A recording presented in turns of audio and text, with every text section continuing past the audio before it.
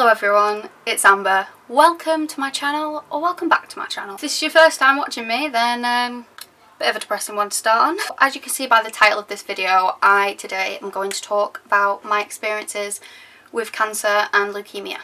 Now, there's a lot of informative YouTube videos about the ins and outs of cancer. I don't want to act as a doctor, I'm simply here to tell my story. I distinctly remember scrolling through pages and pages of YouTube looking for someone that I could relate to. And in doing so, I found that most videos in relation to cancer patients' advice mainly is done by large corporate companies. I remember longing to just relate to somebody in my situation, so if this video can help one girl with a body image or one person with cancer try and deal with the thoughts that are going on in their head, then that'd be fucking amazing.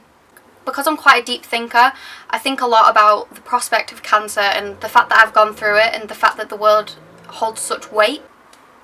I'm doing this video for myself as I need to get this stuff off my chest, but I also, if I can help anybody along the way, then that is a big bonus. So for starters, in August of 2019 I was diagnosed with acute lymphoblastic leukemia, which is a form of blood cancer. So to start off, what is leukemia?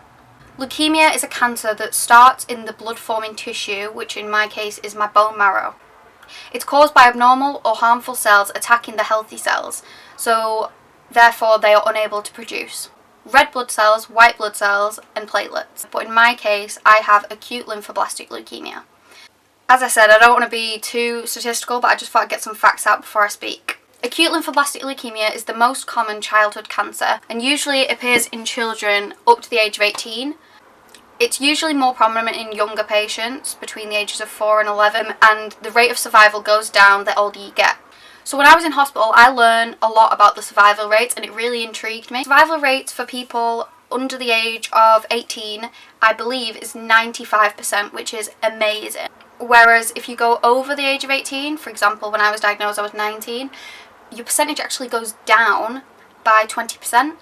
But what I found really interesting is after the age of 23, if you're diagnosed with acute lymphoblastic leukemia, your survival rate goes down to 30. In my case, I was working in Greece and I became extremely ill and I was just so down, so I had to come home.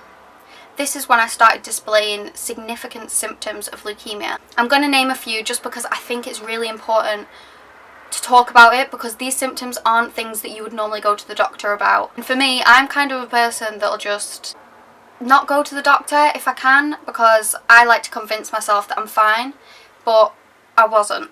I really was not. Some symptoms can include extreme fatigue, redness, bruises all over the body, a constant stream of infection, an insane amount of weakness within the bones. The main symptom is complete and utter fatigue. Now I've got all of the facts out of the way, I will tell you my experiences. Cancer for me, as it has been for a lot of people, has been a life-changing experience. I don't even know where to begin. When I was diagnosed, it was genuinely like a thing out of a film. Like, I got told what I had and everything went silent. My mum was crying. I just kind of looked around the room in a dizzy phase, completely in shock and utter disbelief. I spent 5 weeks in Manchester Christie Hospital, which I was rushed up to on the day of diagnosis, as my counts were abysmally low. I had 4 bags of blood on arrival, as well as 2 bags of platelets, which essentially means that I was dying. I was severely ill. The doctors at the Christie were absolutely unreal. I can't thank them enough for everything they've done for me. As now, after 8 months of being an outpatient, having intense chemotherapy, chemo maybe twice a week, 3 times a week, and lumbar punctures, which is another form of chemo, every 2 weeks. And now I'm at the point where I'm in maintenance, which is a massive achievement, as I am, what's it called? In remission. However, leukemia's got a bit of a longer period than a lot of other cancers because it has a very high risk of relapse. So I still get chemotherapy once a month for 2.5 years now, and even after that period has ended, it takes 5 years for you to be classed as all clear because the relapse rate in this cancer is so high. There's a couple of points I want to touch on in this video because I don't want to ramble on for too long and I don't want to tell you about the ins and outs of me because that's really not why I want to make this video. I just want to give my views on some of the aspects which affect people's mental well-being and physical well-being to the extreme. The first thing I want to talk about, which is the elephant in the room, is body image and in particular hair loss. In my first month at the hospital, when I had to be locked in for 5 weeks, in the first 13 days lost my hair. This was due to a drug called doxorubicin.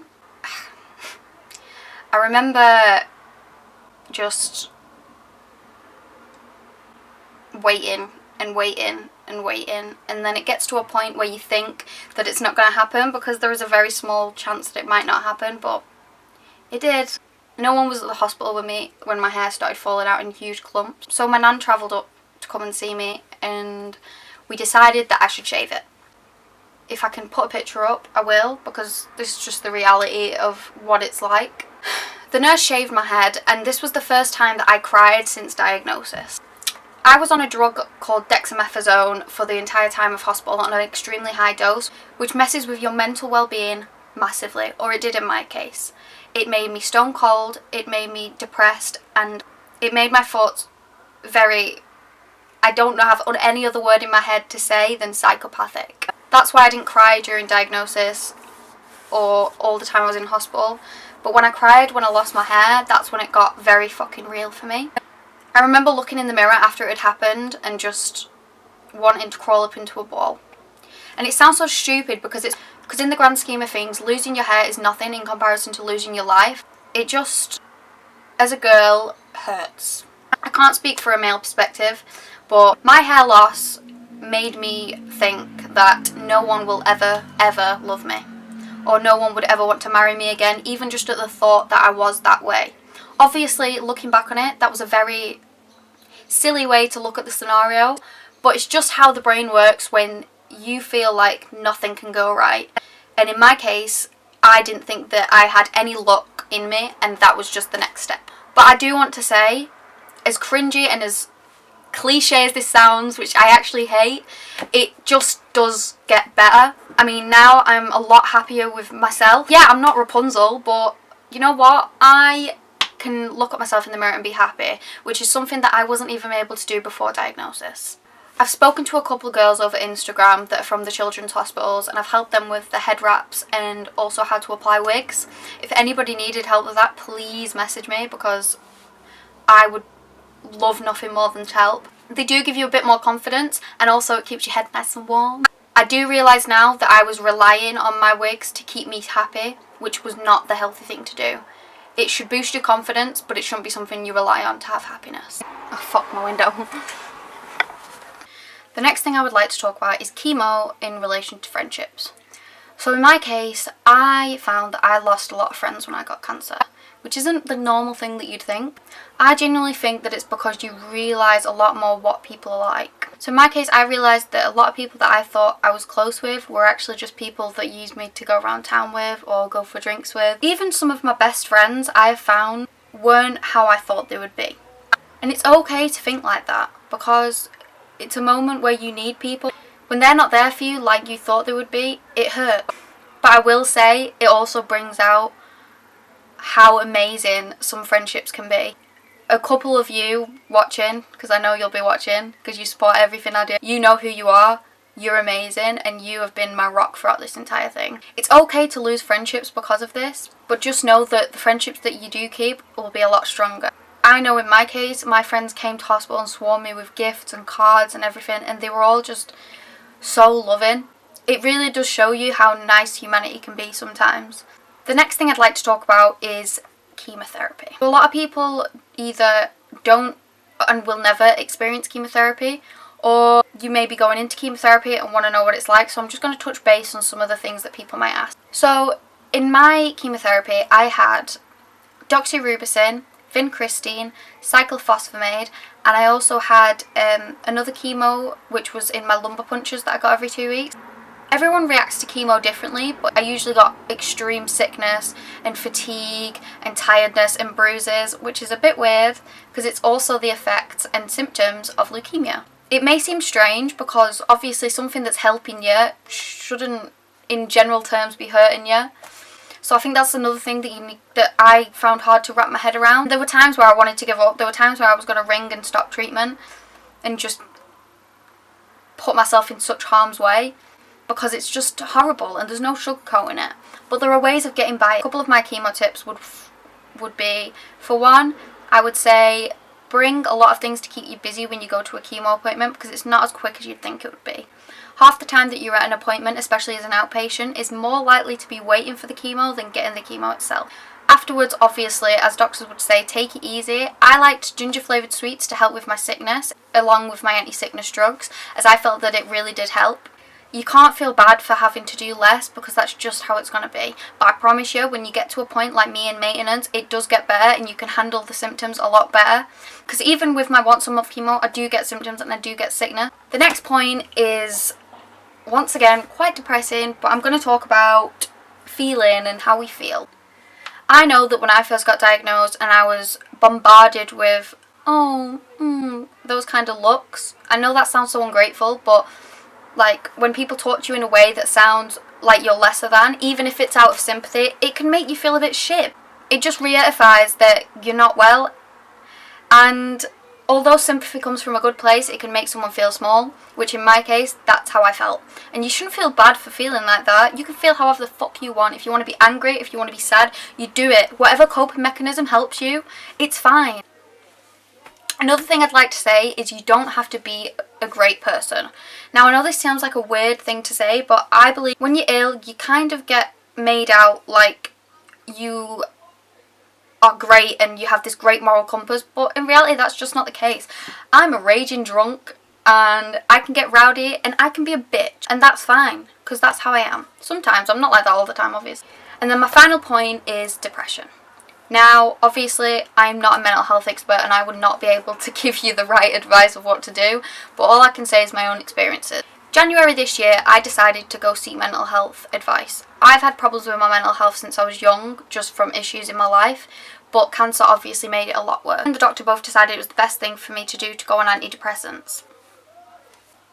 Obviously, I made sure with my medical team that this was okay. I know a lot of people don't like to go on antidepressants because they feel like they're giving up, but really, I think that seeking help and going through with it is way, way stronger than trying to deal with something yourself that sometimes you just can't. I can say that it was the best thing that I've done ever since that moment of admitting that I was not okay. I have been so much stronger and been able to fight this fucking horrible disease so much better, and I'm so grateful for myself that I did it. So I'm going to try and close off the video here. I could talk for ages about this, but I don't want to ramble on for too long. In terms of myself, I'm so proud of myself for what I have gone through. And people can talk about me and say what they want, say that I ramble, say that I talk about it too much, but I'll never stop talking about it because I can't believe that I got through something so horrible. For all the lumbar punctures, for all the bone marrows, for all the crying, for all the sickness, for all the nights that I thought I couldn't do it anymore, I did. And I'll always be proud of myself for that.